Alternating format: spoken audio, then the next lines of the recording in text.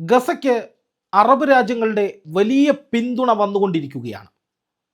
Organisation Islamic cooperation എന്ന 53 രാജ്യങ്ങളുടെ കൂട്ടായ്മ ഈ അടുത്താണ് ഗസയ്ക്ക് വേണ്ട എല്ലാ പിന്തുണയും നൽകുകയും ഇസ്രായേലിന് വേണ്ടി വന്നാൽ ഉപരോധിക്കണമെന്നടക്കമുള്ള കാര്യങ്ങൾ ചർച്ച ചെയ്തത്. അതിനുശേഷം വലിയ മാറ്റങ്ങൾ ഇസ്രായേലിൻ്റെ ഭാഗത്തു നിന്നുണ്ടായില്ല. യുദ്ധരംഗത്ത് ഇസ്രായേൽ സജീവമായി തന്നെ ഉണ്ടായിരുന്നു. എന്നാൽ സമ്മർദ്ദങ്ങൾ ശക്തമായതോടെ വെടിനിർത്തൽ കരാറിലേക്ക് ഇസ്രായേൽ വന്നു. പക്ഷേ അപ്പോഴാണ് ഹമാസ് ഞങ്ങൾ നിലപാടിൽ ഉറച്ചു നിൽക്കുകയാണ്, യുദ്ധവിരാമമല്ലാതൊരു ചർച്ചയ്ക്ക് ഞങ്ങളില്ല എന്ന് പ്രഖ്യാപിച്ചത്.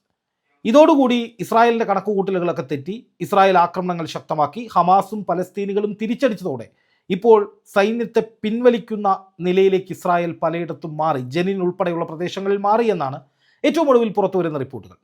പക്ഷെ അതിനേക്കാൾ വലിയ സമ്മർദ്ദം ഇനിയും ഇസ്രായേലിന് കൊടുക്കണം. ഇസ്രായേലിനെതിരെ എല്ലാവരും ഒന്നിച്ചു നിൽക്കണം.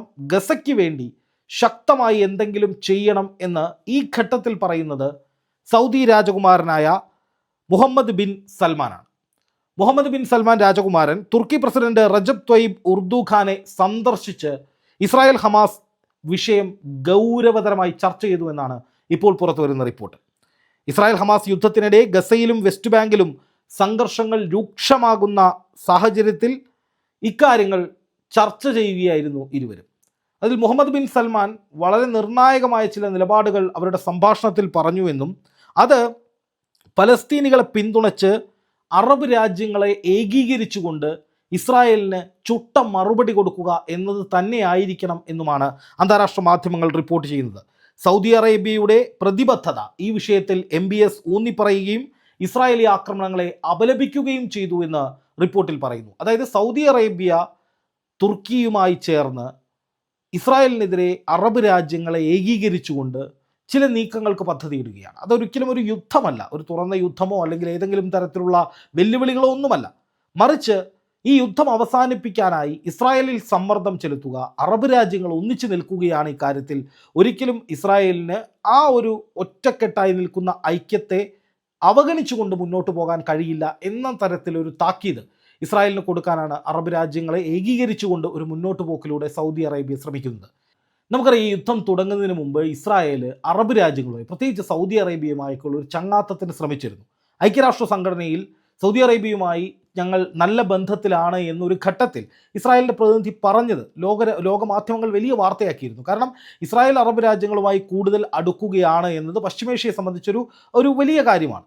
ഇസ്രായേൽ അത്തരത്തിലായിരുന്നില്ല. അപ്പോൾ അങ്ങനെ ഒരു നീക്കം നടക്കുന്നു. അത് ഇസ്രായേലിന് വേണ്ടിയാണെന്ന് ആലോചിക്കണം. ഇസ്രായേലിന് വലിയ തോതിലുള്ള മുന്നേറ്റം ഉണ്ടാക്കാൻ വേണ്ടി ഇപ്പോൾ ഇന്ത്യ അറബ് രാജ്യങ്ങളുമൊക്കെ ആയി കൈകോർത്തുകൊണ്ട് നിരവധി പദ്ധതികൾ ആസൂത്രണം ചെയ്ത് നടപ്പാക്കുന്നുണ്ട്. നിരവധി കരാറുകളിൽ ഒപ്പുവെച്ചിട്ടുണ്ട്. പ്രധാനമന്ത്രി നരേന്ദ്രമോദി അറബ് രാജ്യങ്ങളുമായി നല്ല സൗഹൃദത്തിലാണ് പോകുന്നത്. അതിൻ്റെ കാരണമെന്ന് പറയുന്നത് അറബ് രാജ്യങ്ങളുമായി കൈകോർത്ത് മുന്നോട്ട് പോകുന്നത് നിരവധി മേഖലകളിൽ ഗുണം ചെയ്യും. രാജ്യത്തിൻ്റെ വികസനത്തിന് അത് അറബ് രാജ്യങ്ങൾക്കും ഗുണം ചെയ്യും, അതുപോലെ നമ്മുടെ ഇന്ത്യക്കും ഒരുപാട് കാര്യങ്ങളിൽ ഗുണം ചെയ്യുമെന്ന ഉറപ്പുള്ളത് കൊണ്ടാണ്. അപ്പോൾ ആ ഘട്ടത്തിലാണ് ഇസ്രായേലും ഈ പറയുന്ന പാത പിന്തുടർന്ന് അല്ലെങ്കിൽ ആ പാതയിലൂടെ അറബ് രാജ്യങ്ങളെ ചങ്ങാത്തത്തിലാക്കിക്കൊണ്ട് ഒരു വലിയ മുന്നേറ്റത്തിലേക്ക് കാലെടുത്ത് വയ്ക്കാൻ ശ്രമിച്ചത്. ആ ഘട്ടത്തിലായിരുന്നു ഹമാസിൻ്റെ ആക്രമണം ഉണ്ടായത്. അതിനുശേഷമാണ് നമ്മൾ ഈ ഒരു വർഷക്കാലമായി കാണുന്ന പശ്ചിമേഷ്യയിലെ രാഷ്ട്രീയ സാഹചര്യങ്ങൾ മാറി മറിയുന്ന സ്ഥിതിവിശേഷമുണ്ടായത്. അതിനുശേഷം ഇപ്പോൾ, അതായത് ഈ യുദ്ധം തുടങ്ങുന്ന സമയത്ത് ഇസ്രായേലിനെതിരെ അറബ് രാജ്യങ്ങൾ നടപടിയെടുക്കുന്നില്ല, അറബ് രാജ്യങ്ങൾ ഒന്നും ചെയ്യുന്നില്ല എന്ന ആക്ഷേപം ഉണ്ടായിരുന്നു.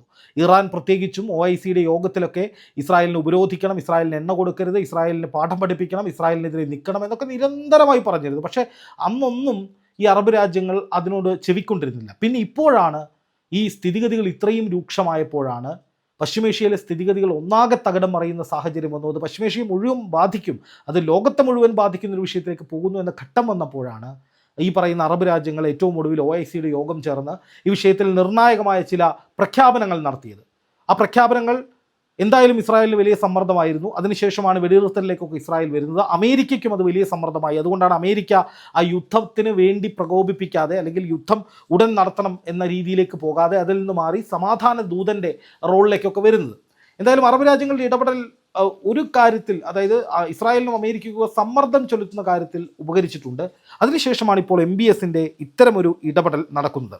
ഇസ്രായേൽ നടത്തുന്ന ലംഘനങ്ങൾ, അതായത് അന്താരാഷ്ട്ര യുദ്ധ നിയമങ്ങളും അന്താരാഷ്ട്ര നിയമങ്ങളും ഒക്കെ ലംഘിക്കുന്ന ഇസ്രായേലിനെതിരെ അന്താരാഷ്ട്ര നടപടി ഉണ്ടാകണമെന്നും അതിന് സമ്മർദ്ദം ചെലുത്തണമെന്നും MBS തുർക്കി പ്രസിഡന്റ് ഉർദുഗാനോട് ആവശ്യപ്പെടുന്നു.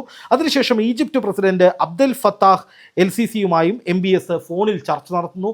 അവിടെയും ഇക്കാര്യങ്ങൾ പറയുന്നു. അറബ് രാജ്യങ്ങൾ ഒന്നിച്ചു നിൽക്കണം, ഈ വിഷയത്തിൽ ഇസ്രായേലിനെതിരെ എന്തൊക്കെ ചെയ്യാൻ കഴിയുമോ, അതായത് ഇസ്രായേലിനെതിരെ അല്ലെങ്കിൽ ഇസ്രായേൽ പലസ്തീനിൽ നടത്തിക്കൊണ്ടിരിക്കുന്ന ആക്രമണങ്ങൾക്കെതിരെ, അതാണ് കൃത്യമായ പ്രയോഗം. അതായത് ഇസ്രായേൽ പലസ്തീനിലേക്ക് നടത്തിക്കൊണ്ടിരിക്കുന്ന ഇത്തരം ആക്രമണങ്ങൾ അവസാനിപ്പിക്കാനുള്ള ഇടപെടൽ നടപടികൾ അറബ് രാജ്യങ്ങൾ ഒന്നിച്ച് ചെയ്യണം.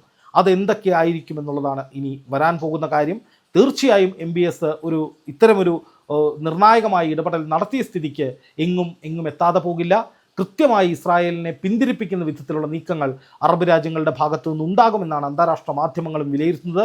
ഈ MBSന്റെ ഈ നിലപാട് അമേരിക്കയെ പോലും അത്ഭുതപ്പെടുത്തിയെന്നാണ് ടൈംസ് ഓഫ് ഇന്ത്യ അടക്കമുള്ള മാധ്യമങ്ങൾ പറയുന്നത്. എന്തായാലും നിർണായകമായൊരു നീക്കം MBSന്റെ നേതൃത്വത്തിൽ സൗദി അറേബ്യയും തുർക്കിയും ഈജിപ്തും ഒക്കെ ചേർന്ന് പശ്ചിമേഷ്യയിൽ നടത്താൻ പോകുന്നു. അതെങ്ങനെയാണ് എന്നുള്ളത് കാത്തിരുന്ന് കാണണം. എന്തായാലും ആ മുന്നേറ്റം അല്ലെങ്കിൽ ആ നീക്കം വരുമ്പോൾ അത് ഇസ്രായേലിൻ്റെ യുദ്ധ നീക്കങ്ങൾക്ക് ശക്തമായ തിരിച്ചടിയായിരിക്കും, ഇസ്രായേലിനെ പിന്നോട്ടടിക്കുന്ന കാര്യമായിരിക്കും എന്നതിൽ തർക്കമില്ല.